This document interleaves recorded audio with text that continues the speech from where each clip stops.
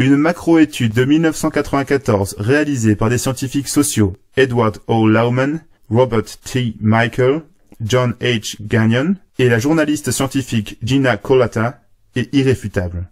Intitulée L'organisation sociale de la sexualité, les pratiques sexuelles aux États-Unis, l'étude présente ses résultats comparatifs concernant la stabilité des couples homosexuels. Êtes-vous fidèle à votre partenaire? 85% des hétérosexuels ont signalé que oui, et seulement 2% des homosexuels. Combien de partenaires avez-vous eu dans la dernière année? Hétérosexuels, 1,2. Homosexuels, 8. Une étude menée par A.P. Bell et M.S. Weinberg à San Francisco a montré que 43% des homosexuels ont eu plus de 500 partenaires sexuels. 79% des interrogés ont déclaré par ailleurs que plus de la majorité de ces partenaires leur étaient inconnus.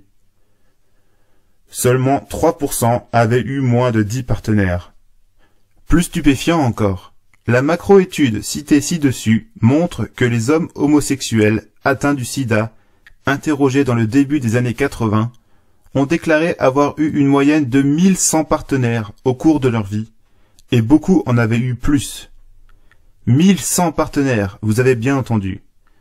1100 partenaires, c'est bien le chiffre. Bien sûr, ce sont des cas extrêmes. Mais une étude de McWhirter et Mattison avait déjà découvert, dès 1984, que la fidélité sexuelle ne caractérise pas les couples homosexuels, bien au contraire. Une autre étude de Deneen sur les Pays-Bas a montré que chez les homosexuels, le taux moyen de partenaires dans une relation stable est de 2,5, la première année de la relation, et atteint 11 partenaires la 6e année. Et l'auteur reconnaît qu'il y a peu de couples homosexuels qui réussissent à vivre ensemble jusqu'à la 6e année. Le docteur Barry Adam, professeur à l'université de Windsor, au Canada, est arrivé à la même conclusion.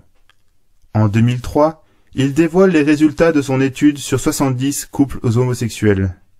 Sur 70 couples de même sexe, seuls 25% ont déclaré être monogames, et il s'agissait des plus jeunes, entretenant des relations récentes.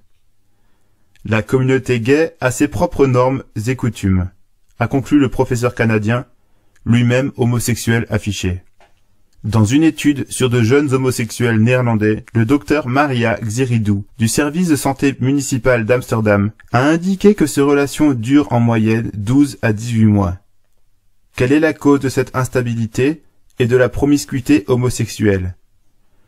Le psychologue néerlandais Gerard van den Aardweg explique: l'inquiétude homosexuelle ne peut pas être apaisée, et encore moins par l'existence d'un seul partenaire, parce que ces personnes sont poussées par un désir insatiable, s'adressant à un fantasme irréalisable.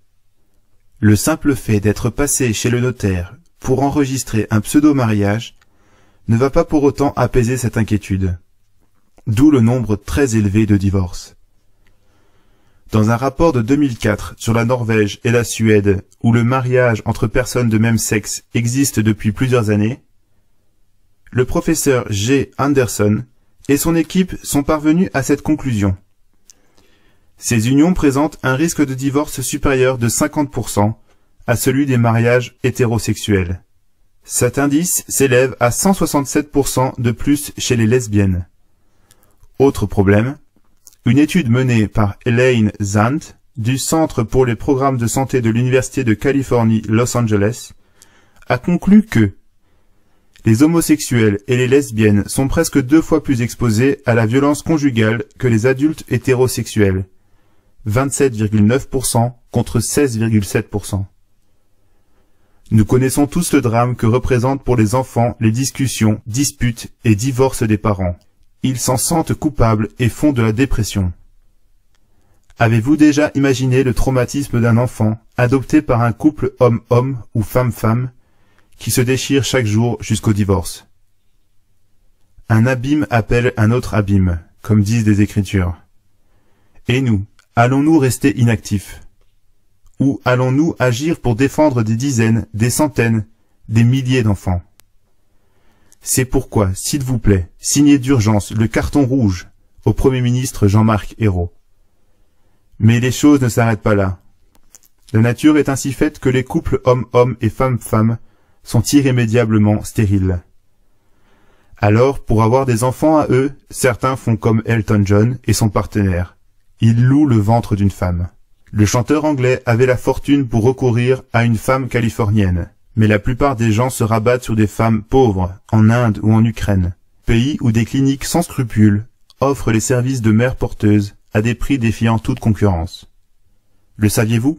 L'activité de location de ventre s'étend rapidement dans le tiers-monde en raison des prix très inférieurs qui demandent les mères porteuses. Le faire dans les pays pauvres coûte jusqu'à 5 fois moins cher. L'industrie de la location d'utérus en Inde est une entreprise qui mobilise pas moins de 2,3 milliards de dollars. De ce total, ce ne seront que des miettes qui tomberont dans les mains de femmes pauvres qui acceptent quelques sous pour nourrir leur famille. Et, bien sûr, lorsqu'il s'agit de clients homosexuels, la plupart des mères porteuses ignorent que l'enfant qui verra le jour sera confié à un couple de même sexe.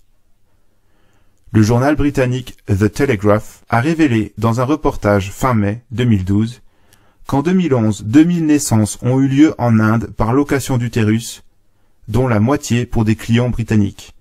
Dans une des cliniques de New Delhi, dont les clients sont tous des étrangers, la moitié d'entre eux sont des couples homosexuels. Le directeur d'un de ces centres à Hyderabad remarque: « Nous avons vu une augmentation du nombre de couples homosexuels et d'hommes célibataires qui se présentent dans notre clinique au fur et à mesure que leurs unions sont légitimées dans leurs pays respectifs. Ne pensez-vous pas que cette exploitation écœurante de milliers de femmes pauvres pose un problème pour nos consciences chrétiennes?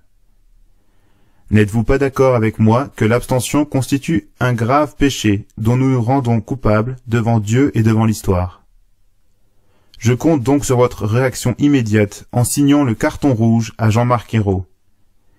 Et puis, en continuant la bataille par la diffusion de ces informations à vos amis, connaissances et tous ceux que vous pouvez sensibiliser. Utilisez votre carnet d'adresses et votre réseau social. Si vous avez un site web ou un blog, publiez ce film. Mettez-le en ligne. Quelqu'un peut se demander, si les unions homme-homme et femme-femme sont si instables, pourquoi le lobby homosexuel exerce-t-il de telles pressions pour obtenir l'ouverture du mariage aux couples de même sexe et l'adoption d'enfants? La réponse vient tout droit des dirigeants homosexuels aux États-Unis. Il s'agit d'une guerre culturelle pour transformer notre société. L'un d'eux, le militant américain Paul Varnell, l'a carrément dit. Le mouvement homosexuel n'est pas un mouvement pour les droits civiques, ni un mouvement pour la libération sexuelle, mais une révolution morale. Le professeur Chai Feldblum, avocate du pseudo-mariage, a déclaré: « Le vrai changement viendra lorsque le public reconnaîtra l'amour homosexuel, non seulement comme moralement neutre, mais moralement aussi bon que l'amour hétérosexuel. Le véritable objectif du lobby homosexuel est la révolution morale.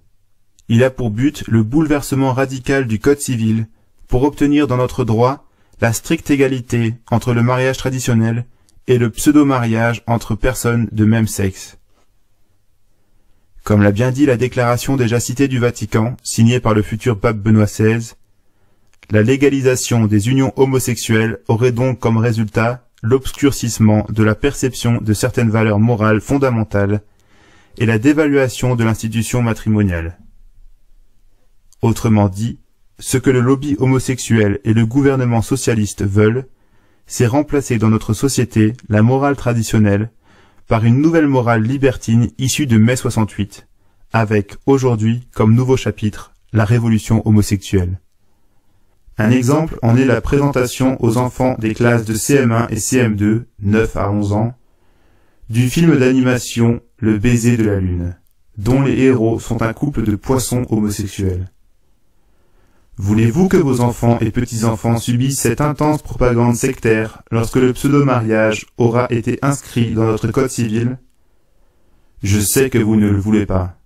C'est pourquoi je vous demande de signer le carton rouge à Jean-Marc Ayrault et de diffuser ce message à vos amis, connaissances et tous ceux que vous pouvez sensibiliser.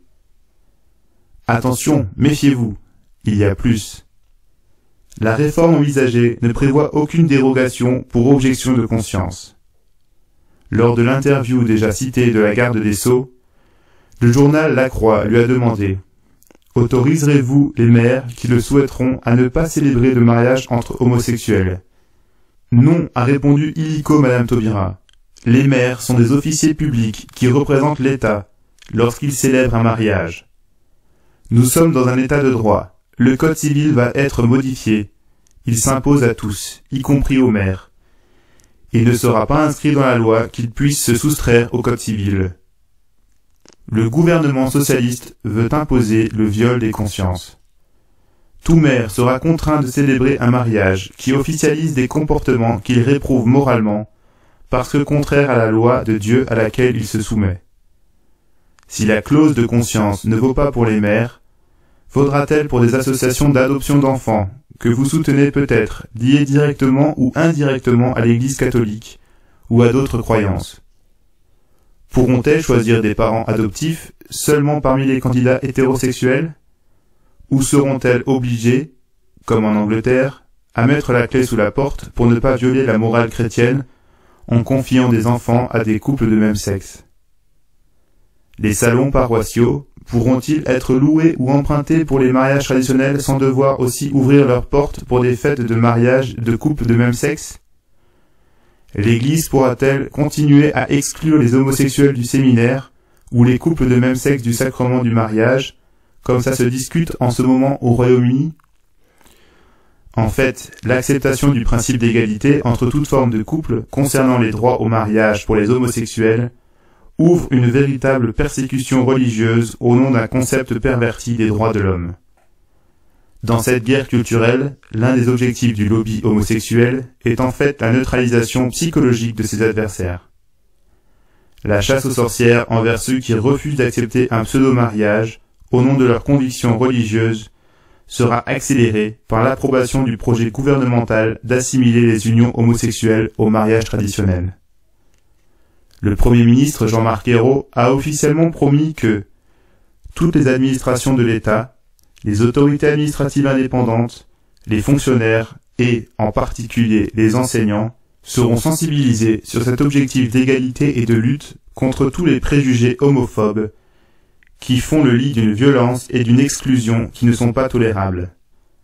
Le lobby homosexuel colle déjà l'étiquette d'homophobie sur tous ceux qui critiquent ses positions, même sur le pape et les catholiques. Demain, la simple désapprobation de la pratique des actes homosexuels sera interdite.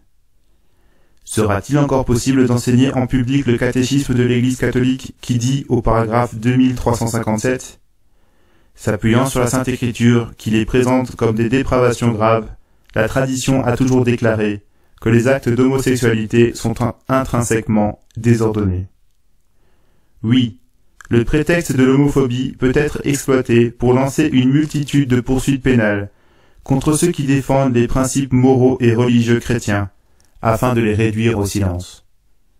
La révolution homosexuelle va beaucoup plus loin que vous ne le pensez. Elle est absolument inacceptable, comme la propagande idéologique qui déferle sur la société. Cette révolution homosexuelle vise à donner le coup de grâce aux principes chrétiens, qui sont le fondement de notre culture, de notre morale publique et de nos familles. C'est pourquoi il faut que vous réagissiez tout de suite. Signez maintenant le carton rouge à Jean-Marc Ayrault. Partagez ce film avec vos amis, vos connaissances et tous ceux que vous pourrez sensibiliser. Utilisez votre carnet d'adresses et votre réseau social. Si vous avez un site web ou un blog, publiez ce film, mettez-le en ligne. Faites-le au plus vite. Demain, il sera peut-être trop tard.